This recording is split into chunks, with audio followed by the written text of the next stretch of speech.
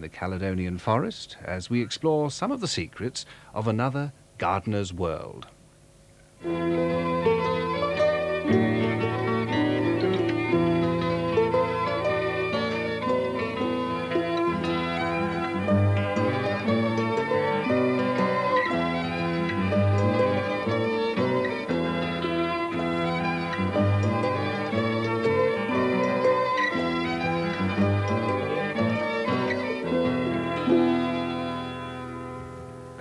If you've ever been to the beautiful Isle of Skye, then it's possible that you may have travelled on this railway and looked out at the misty peak of Fure behind me.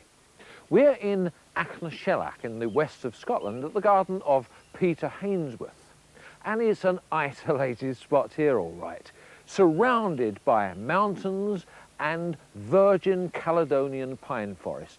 Indeed, in the 50 square miles around here, there live just 25 people. Well, Peter's been here now for about 15 years, and he's had to literally carve out his garden piece by piece in a constant battle with the local weed, rhododendron ponticum. The garden now is a plantsman's paradise, full of delights like the lovely blue Himalayan poppy and a fine collection of primulas. But it's not without its problems. If you have a look at a map of the British Isles, you can see just how far north we are. Now, that doesn't necessarily mean that it's bitingly cold here, because the land around is warmed by our old friend the Gulf Stream. But the weather here can be very, very variable, and the biggest problem is rain. Now, if you're gardening further south on a cold, wet, heavy clay soil and you think you've got problems, then you'd be very well advised to take a note of how Peter has solved his, because you're probably getting something like 20 to 27 inches of rain a year, but here in Achnashellach, last year produced no less than 127 inches. Peter, I'm not a man who's normally given to great flights of exaggeration, but to me, your garden is absolutely breathtaking. Oh, thank you very much.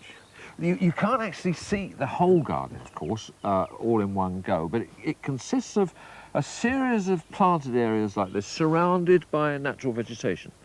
That's right, yes. We've cleared patch by patch and planted immediately, and then moved on to another patch. That sounds like an awful lot of digging, really, to me. We didn't actually dig the ground, no. We just made small holes for plants and put the plants in quite small. So you just allow really these tree stumps and things and the old rhododendrons just to rot down naturally? Very largely, yes. The major big stuff we had to burn, but mostly it's gone back in the ground. It still sounds quite a daunting task. What was it like when you came here? Well, as you see at the back here, solid rhododendron about 10 or 12 feet high, yes. And what was the house like? That was in fair condition, apart from the kitchen at one end, and the roof there was falling in, and we had to prop it up and walk around these props for a long time, but in good condition but now. Still quite a daunting task, I would have said, Peter. Now, look, before you retired, you were a nurseryman in South Wales. It does prompt the question, what on earth made you come up here to what can only be described as a difficult area? Yes, you might wonder, but I suppose the real reason I gave up there, much as I liked it and much as I enjoyed the companionship of the people I worked with, it was the paperwork that got me down. Really? And in addition to that, I wanted to spend some of my life doing the things that I wanted to do, which was really messing about with plants. Well, jolly good for you, and you've made a wonderful job of it. Now, if I'm gardening on heavy, wet soil, I want to know how you can produce this sort of result. So how do you do it, Peter? Now, obviously, your first problem is 100 inches of rain. How do you cope with that? Yes. Really by selecting plants which will stand that amount of rain, will stand wet conditions. And that means looking up one's books and finding out the history of a plant and the sort of ground it grows in, the sort of climate it thrives in. So really the answer is get to know your plants. Have you made any mistakes? Oh, I've made plenty of mistakes, yes, but that's part of the fun of gardening. How many plants do you reckon that you've planted here in 10 years? Well, we've put in about 3,000 different varieties over the time, and I think about half of them have survived. Really, yes, that's very, very good. Now, apart from the rain, you've got another enormous problem, I think, and that's your soil, because the soil down here seems to be a bit of peaty stuff on the top, and then this really heavy shale underneath. That's some pretty rough stuff, Peter. Now, do you attempt to improve that at all? No, I just leave it as nature intended and allow the plants' remains to die back on the soil every year. So you don't actually put any manure or compost on it at all? No. No. It's very free draining, so therefore you must surely lose an awful lot of plant nutrients. Yes, I think we do, in fact. So I put on a little rock phosphate every year and lime where I feel it's necessary. And that seems to do the trick. How much fertiliser do you reckon that you use then? Well, we use about 100 weight of rock phosphate over the whole acre of the garden. And for a general fertiliser, general feed in the spring, we use about 1 pound on 100 square yards of a fairly high nitrogen fertiliser. So it's not a lot then, is it? It's very little, but it's enough to show. Yeah. Now, you've got your plants here planted extremely close together. Is there a reason for that? Well, I think it helps to keep the rain from beating on the soil, for one thing. It also helps to stop a lot of the weeds. And this, I think, is my main reason. So it's quite labour-saving, really. Yeah. Of course. Yes. Do you actually go around and dig it at all? No, I don't do any digging. I don't think there will be much point. Just leave the plants to maintain their own soil structure. And what about when you're actually planting, Peter? Do you improve the soil there? Yes, I always put a little compost in the hole as I plant. It just gives the plant enough nourishment to get it going. Look at that soil. That's really terrible, isn't it? And that just gets it started, helps it on its way. Yes, it seems to be sufficient. Well, it's obviously well worth the trouble, Peter, because it enables you to grow a wonderful range of plants. The ones that really hit you in the eye right now are these superb primulas.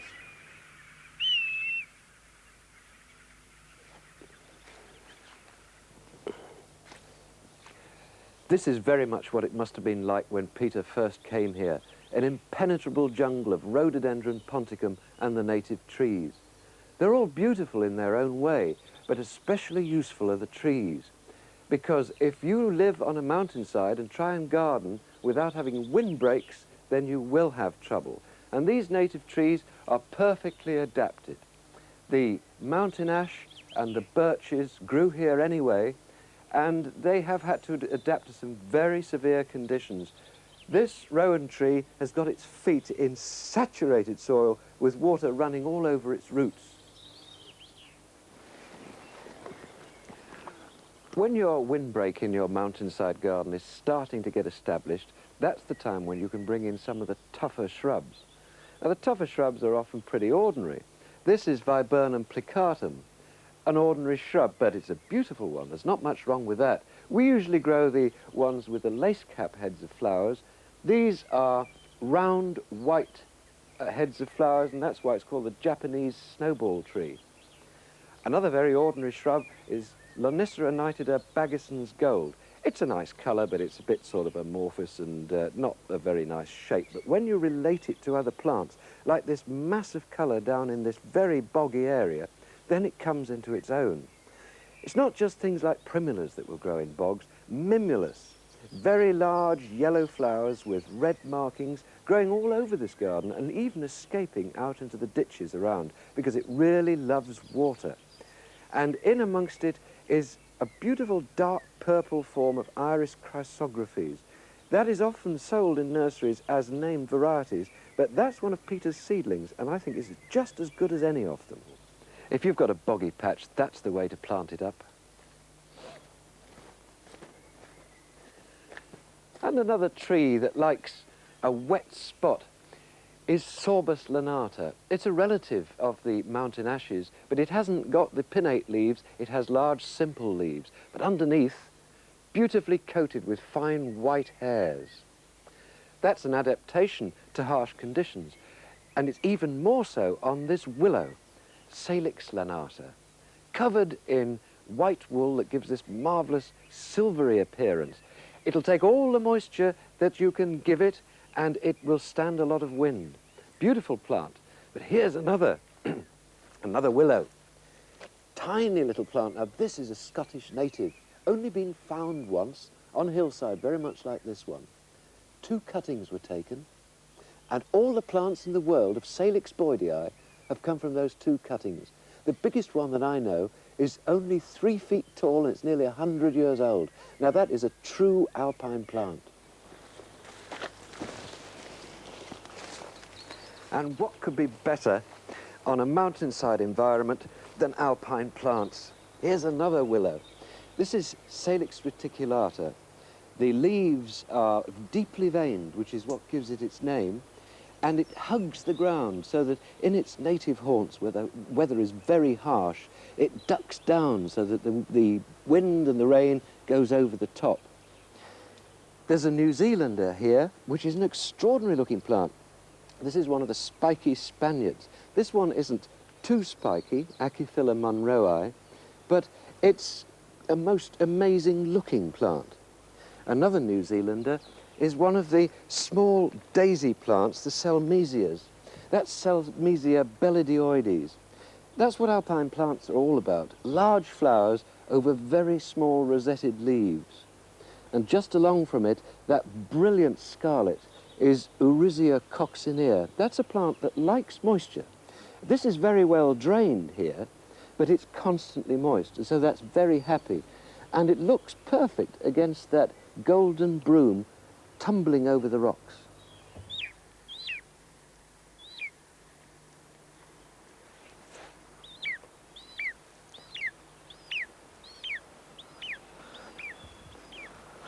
Walking around the garden, Peter, it's obvious that you've reclaimed the whole lot from the forest, and down here you've even got a very productive vegetable garden. Now, in your wet conditions, that must be quite difficult. How do you manage? Well, one of the most important considerations here is not to tread on the soil. So we cut the garden up into beds and pathways, as you can see. 4-foot bed, 2-foot pathway, right the way through. Yes, I find the bed system really excellent too, because if you can avoid treading on wet soil, you avoid that damaging compaction, don't you? That's very true, yes. It also makes weeding ridiculously easy because you just pick the weeds off the loose soil. There's no problem. Well, I dig mine every year. Do you do that? No, I don't dig it, but if I feel the compaction, or shall I say the drainage, is poor, possibly owing to compaction, I take a fork and just prise the soil up, very simply. Simply drive it in and leave it like that. And that's all there is to it. That couldn't be easier, could it? What about organic matter then? Yes, well, we have compost, which we put on. Normally I rotary cultivate, but if necessary, I do put it in with a spade. Just spring it on like that. Yes, you don't need a lot, actually, do you? Not really, no. And then just turn it in. Well, that's not exactly arduous, Peter, No. is it? Do you use any fertiliser? No, I don't normally use any fertiliser. The only concession in that respect is to put on a weak liquid feed in the early spring if vegetables aren't growing properly. It has to be cold weather. Well, now, the bed system obviously does help, but after the winter rains and snow that you get, you must still find that the soil is really sodden. It is normally, but we get over that by covering all these beds in the garden with a big plastic sheet. And that keeps the soil dry and enables it to warm up very quickly in the spring. Obviously works because you've got a very fine crop of early carrots here. Yes, they've come along well. And these were fluid sown, that is sown, pre-chitted, sown in paste, and then covered up. In wallpaper paste? Wallpaper paste, or you can make it with flour or any sort of paste. And then we cover it up with the plastic sheet again and leave them to grow until they're about 1.5 inches high, and then we have to raise the plastic sheet. Now, you've got a fascinating way here of actually raising that sheet above the level of the seedlings so that they don't touch the polythene. That, I think, is terrific. Yes, that's right. We use local materials where we can, and by putting these birch twigs on the ground, it just raises the plastic sufficiently to give the seedlings another month of growth in warm conditions. Yes, polythene really is a boon in the vegetable garden, Peter, isn't it? And you've obviously been using it here. Just look at that crop of strawberries. Yes, they've come on very well. We keep these covered all the winter with the plastic sheet, and in springtime when they're in bloom we take the sheet off to allow pollination, cover them up again at night, and then when the flowering is finished we cover them permanently until they ripen, and then if it looks like being wet weather we cover them up again. But just to keep detritus off, I suppose. Keep them dry, yes. Yeah. Well, that must have brought them on, I should think, about a month early, hasn't it? Because they are a lot earlier than mine, and I'm miles further south than you. I'm sure it has, yes, quite much. That's really good going. And you've got over here a strange contraption. Now, what's this one for? Well, this is to keep the onions dry during August, when we have difficulty in ripening them if they're left out in the open. And this is just a sort of a wooden frame and solid plastic? Yes, quite a simple affair.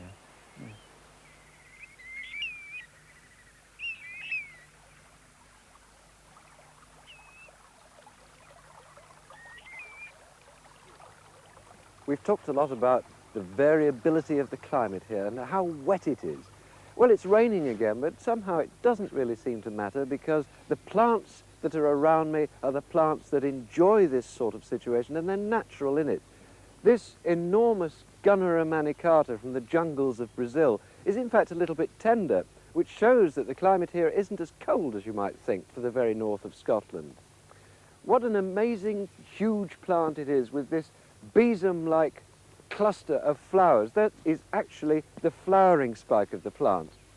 And the leaves can get to as much as 7 feet across. The whole plant, including the leaves, is covered with spines.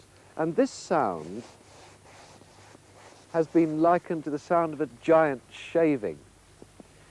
Much more typical of our gardens, I suppose, the small gardens in Britain, is the blue poppy. Where you can grow it, it is a magnificent plant. This is one of the best stands I've seen for sheer robustness and height. Meconopsis besanicifolia is a perennial Himalayan blue poppy. There are white forms as well. They'll sometimes come as a proportion when you sow the seed. Sometimes you can actually get seed just of white ones, but I'd much rather see a mixture, I think. But when I'm looking at the colours of Meconopsis, the one I really like very much indeed is Meconopsis regia with that cherry red colour, which is so very unusual in the genus. That is a very fine plant, but that one is a biennial. It will grow and then flower and then die, so you must save seed to keep it going. My word, Peter, this is some rain we're having, isn't it? Yes, I'm sorry about this. It's one of the things we grow to get accustomed to up here. Well, don't be sorry about it, because it has its own delights, really.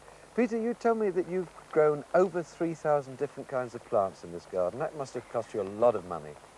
Yes, that's right, but it didn't actually cost me a lot of money. Nearly all these plants are raised from seeds, from the seed exchanges. And one of the delights of growing things from seed is that you get hybrids in all varieties of colours, all shades of colours. This is the primulas, the candelabra primulas, and no two flowers seem to be the same.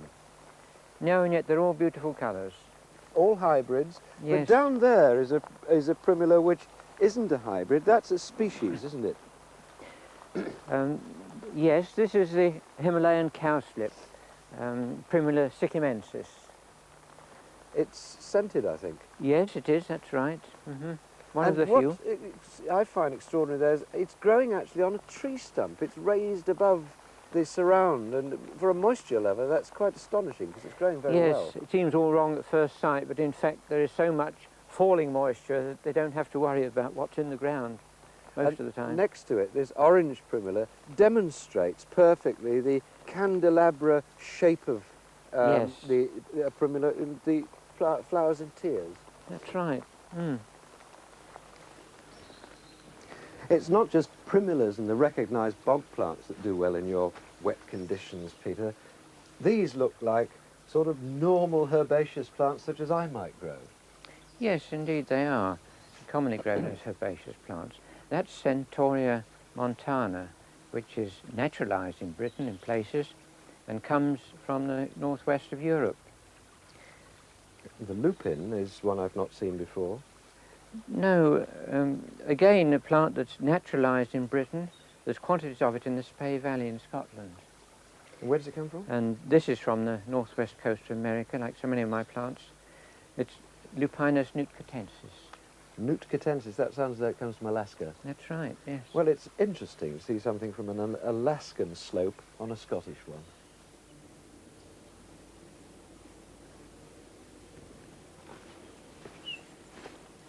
You've got plants from all over the world in your garden. Sometimes they're just only inches separating them in the garden, but thousands of miles in the wild. I mean, that one's a Himalayan. Yes, that's right. Primula secundiflora, which grows in moist meadows in Himalaya. A plant which should be grown more often. It's quite easy. Well, it's very beautiful, but perhaps in the south it's a bit hot for it. But next to it is a North American again. Yes, Dodecathion medii. And that too grows in moist meadows on the northwest coast of America. Now that is related to Primula, I think. Yes, it is a Primula relative. It looks very much like the cyclamen, which indeed is also a member of the Primula family. The swept-back petals are very Yes. cyclamen-like. Well, that is a moisture lover, and it's certainly growing in plenty of moisture there. Peter, when I first saw this part of the garden, I was really quite overwhelmed and stopped dead in my tracks because there's such a marvellous combination of colours and shapes of foliage, and sometimes it's in the distance that your eye is struck, and sometimes it's right by your feet, like this plant here. Yes, Oristia macrophylla, a New Zealand heathland plant, which is doing surprisingly well here, considering that it's rather shaded and very sheltered. Plant which might be grown more. It's also raised up slightly to give it more of a moorland feel to it, isn't it? Now that is Yes. a white Orissia. I was looking at a scarlet one in your rock garden, and I believe they've hybridized. Oh, yes. Yes, we have a plant of it here. As you see, this one is called Loch Ewe and was raised in the in-view gardens not very far from here. The one thing that I really do covet for my own garden here is Peter's stream. He's got 4 or 5 of them in his garden, and it does give him the chance of growing a wide range of shade and moisture loving plants like the ferns. These are really top of the list for me. No flowers, of course, but more than made up for by this superb foliage. Just have a look at this one. If they do have a disadvantage, it's the fact that they're blessed with Latin names that are both unpronounceable and certainly unrememberable. But the English names, or perhaps I should say the British names, since I'm here in Scotland, are pretty reliable. This one is the oak fern, and I've never heard it referred to as anything else. And what a wonderful thing that is. Almost like a house plant, that one. And here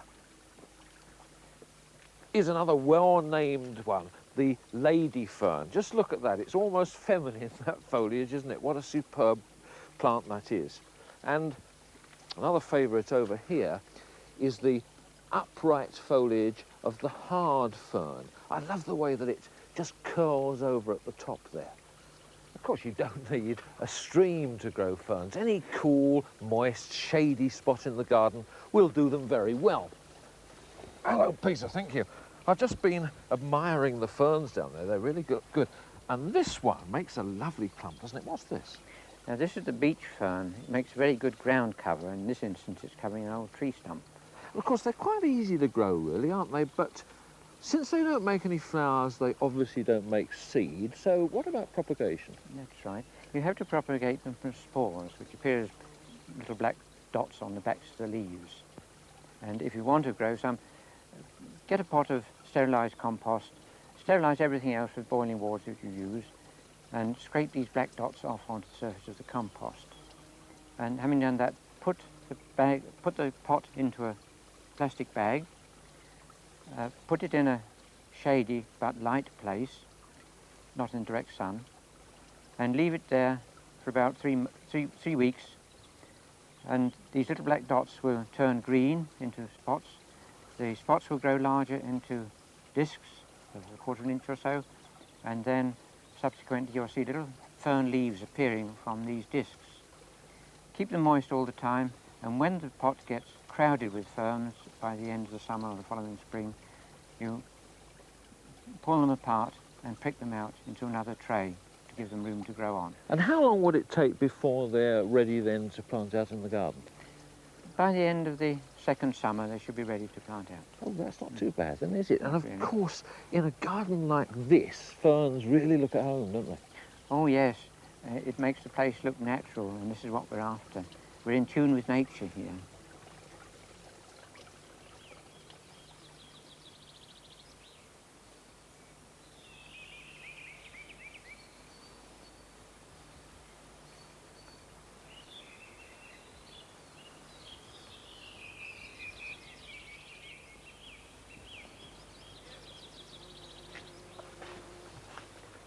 Here's another bit that you've carved from the wilderness, full of plants.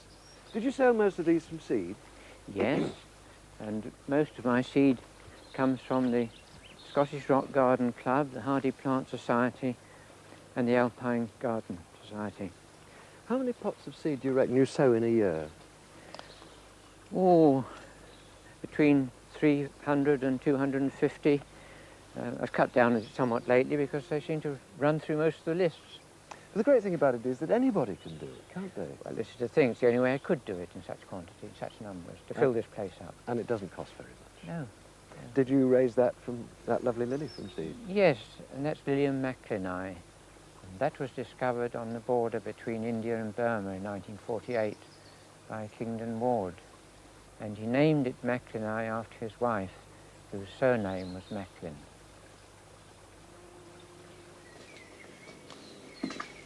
Now, just look at this.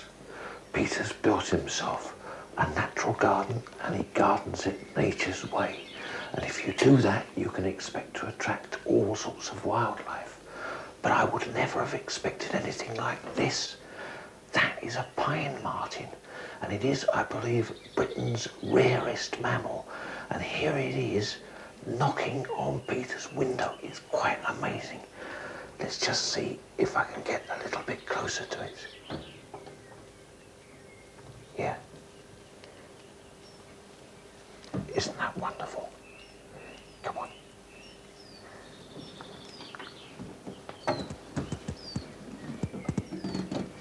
Isn't that amazing?